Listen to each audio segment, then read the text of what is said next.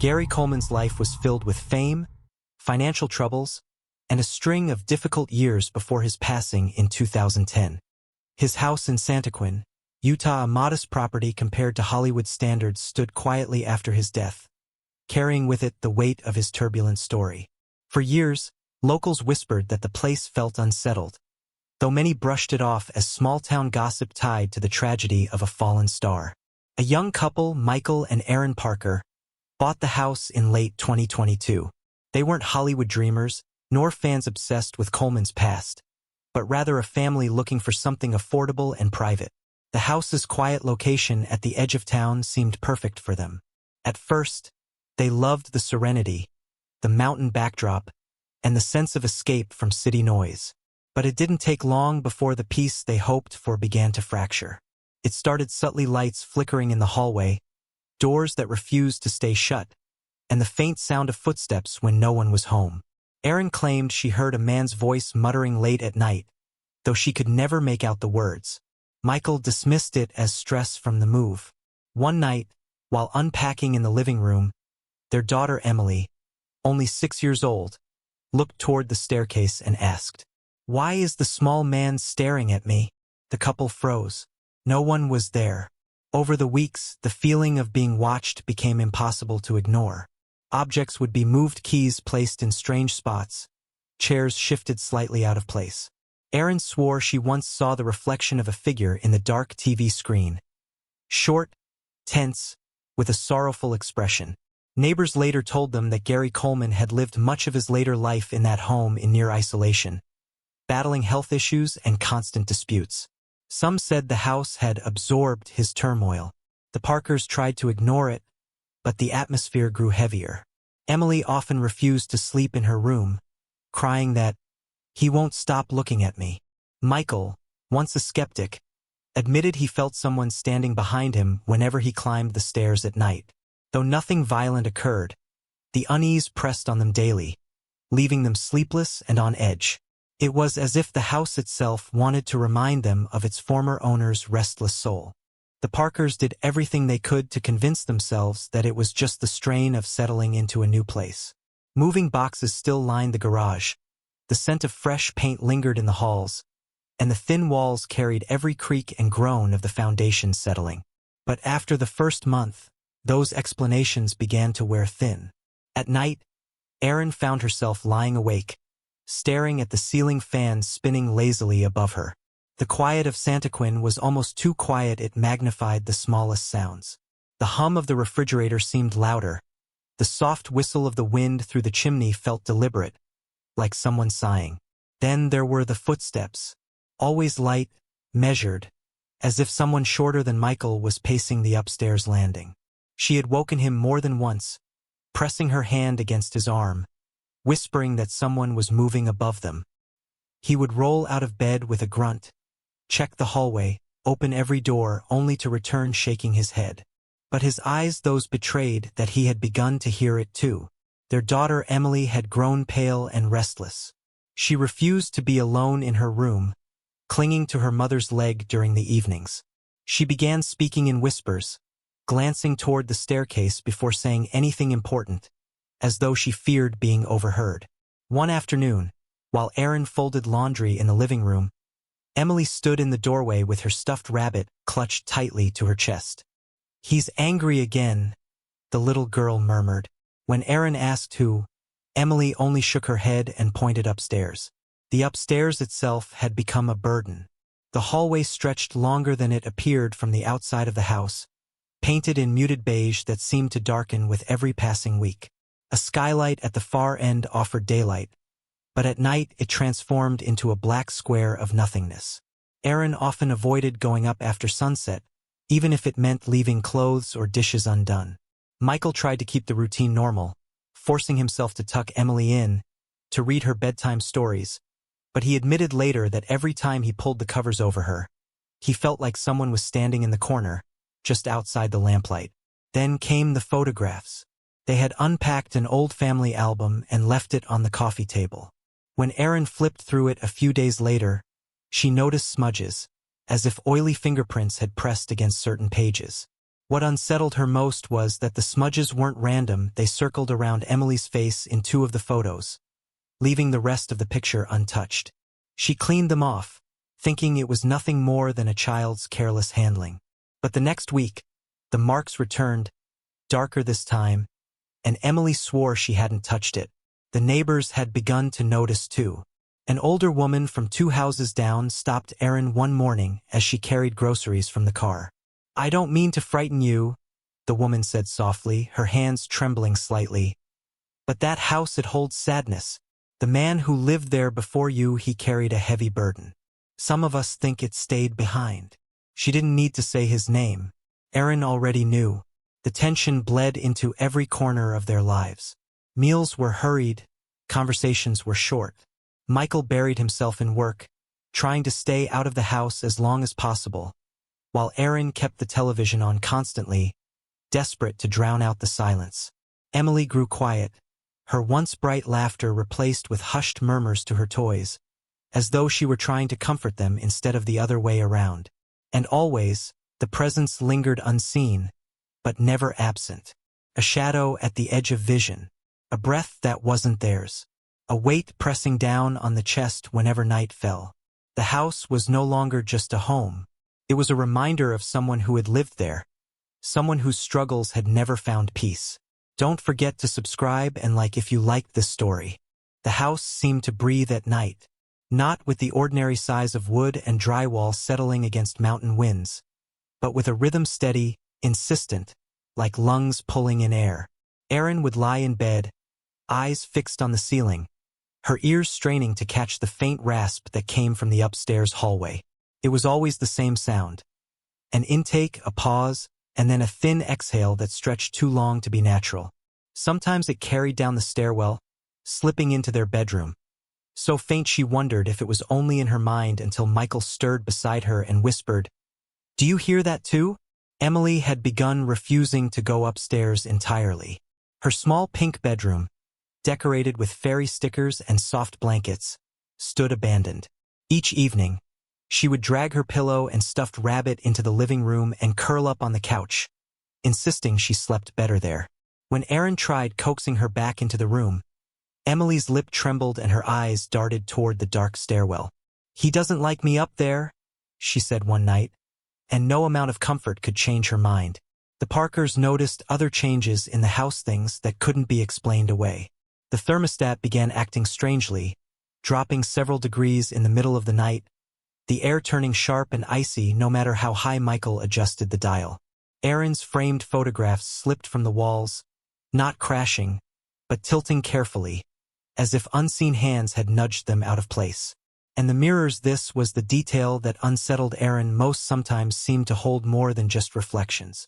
In the dim light of dawn, she swore she saw a shape pass behind her in the bathroom mirror, though no one was there when she turned. A small figure, shoulders hunched, the outline fading before her eyes. Michael began to grow irritable, restless. He tried to rationalize, tried to pin the experiences on faulty wiring, drafts, or stress. Yet even his calm started to fray. Twice he woke up to the sound of someone whispering his name, the syllables low and gravelly, and when he checked Erin and Emily, both were fast asleep.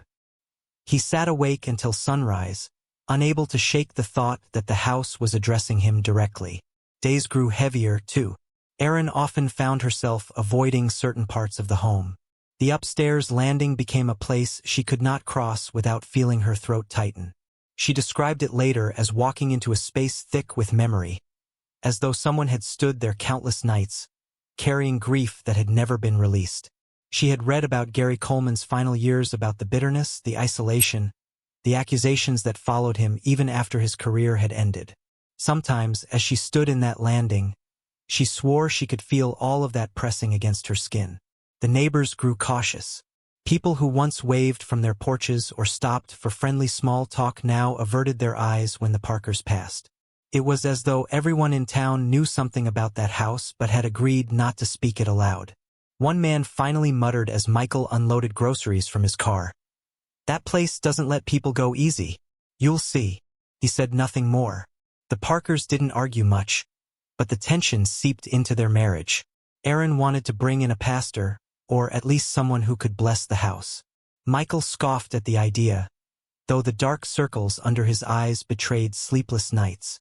Emily, caught between their strained tones, grew quieter still, sometimes covering her ears when the conversation rose. And then, late one evening, something happened that none of them could deny. Erin was reading on the couch, the television buzzing low in the background, when a loud crash rattled the upstairs. She jumped, heart pounding, expecting to find a fallen frame or toppled box. But when Michael went up to check, he found Emily's old room in disarray. The toys they had left neatly stacked in a corner were scattered across the floor. The dresser drawers had been pulled open, and on the wall, traced faintly in the dust of Emily's abandoned chalkboard, was a single phrase. "Still here." Michael didn't tell Erin that night. He only returned downstairs, pale, insisting it must have been the draft, or the shifting of boxes, or maybe his own imagination.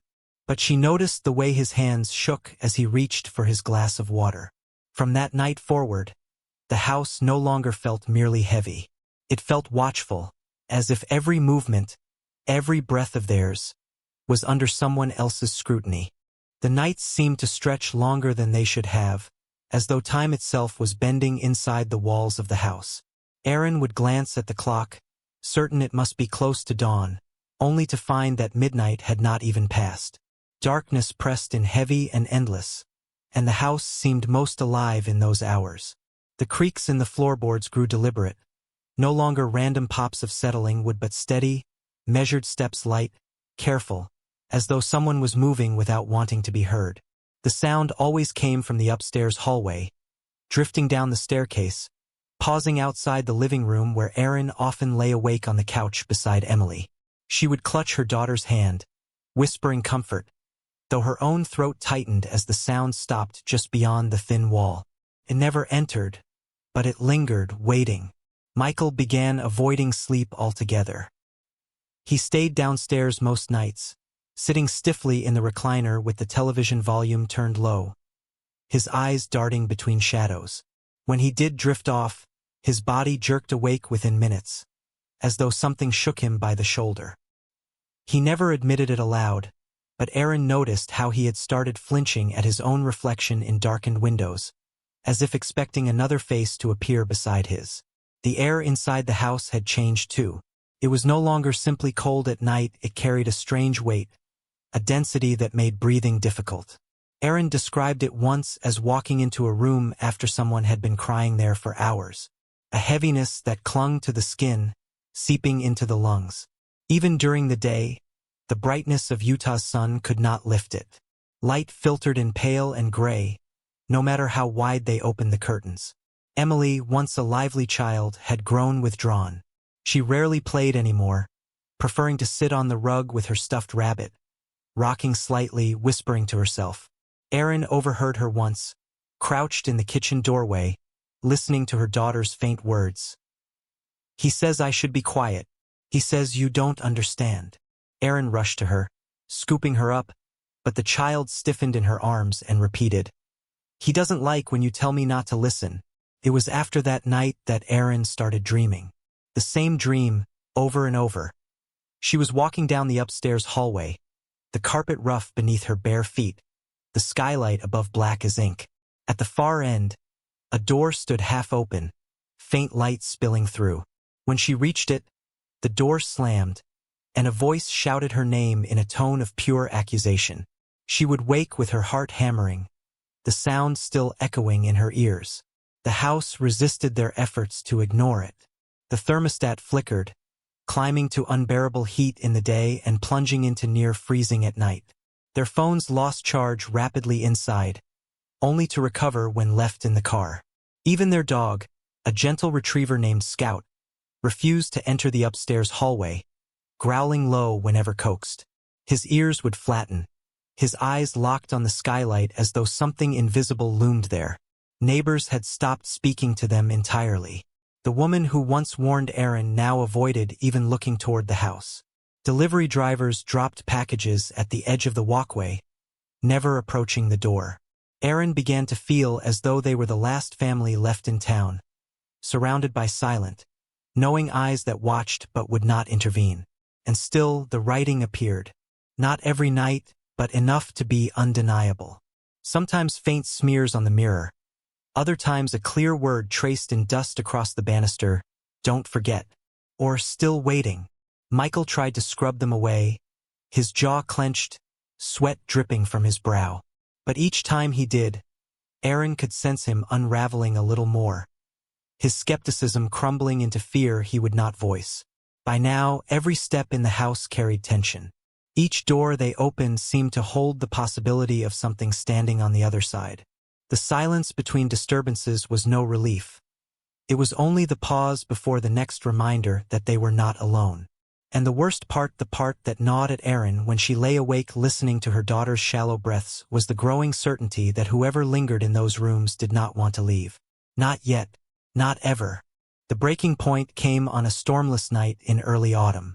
The air was still, the sky clear, yet inside the Parker home the atmosphere had thickened so much that every breath felt like dragging air through water. Aaron had stayed downstairs with Emily, both of them dozing fitfully on the couch, while Michael forced himself upstairs for the first time in weeks. He told himself he was going to face it, that whatever had taken root in their house, whatever shadow of Gary Coleman's life remained, he would not let it hollow his family further. The upstairs hallway was darker than usual, though every bulb glowed. The light itself seemed muted, as though the shadows swallowed more than they should. Michael moved carefully, his steps sinking into the carpet.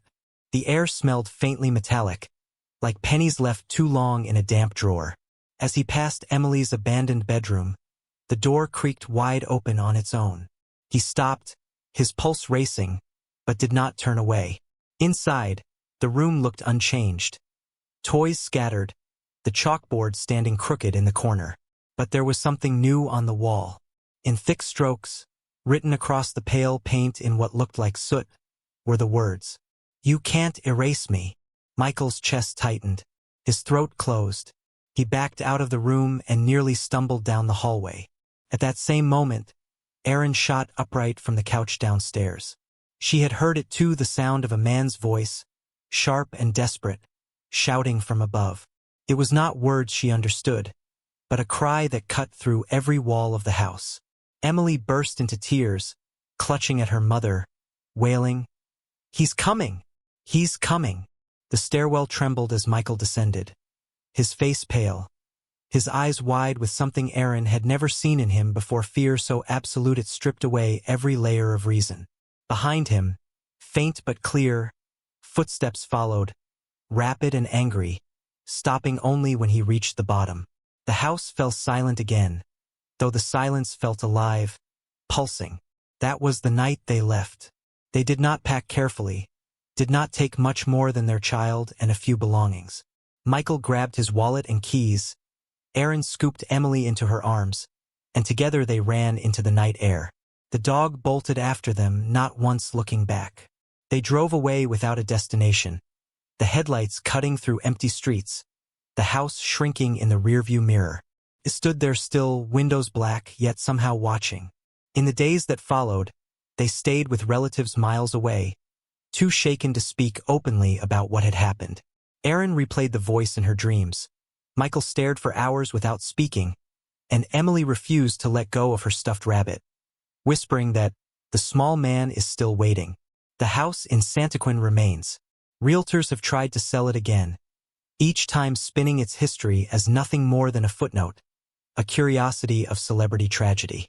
But word has spread of the family that fled in the night, of the sounds that still echo in its walls, of lights seen flickering in the upstairs windows when no one lives there. Locals say the place carries more than memory. It carries the weight of a man who never found peace, a man whose laughter once filled millions of homes, but whose final years were marked by bitterness, loneliness, and betrayal. A spirit too restless to let go. And so the house waits, empty yet never silent. Anyone who passes after dark swears they hear the faint echo of footsteps pacing upstairs, pausing at the landing, and then the whisper of a voice, caught in the still Utah air. Still here. Would you spend a night here? Comment below. Which house should I do next?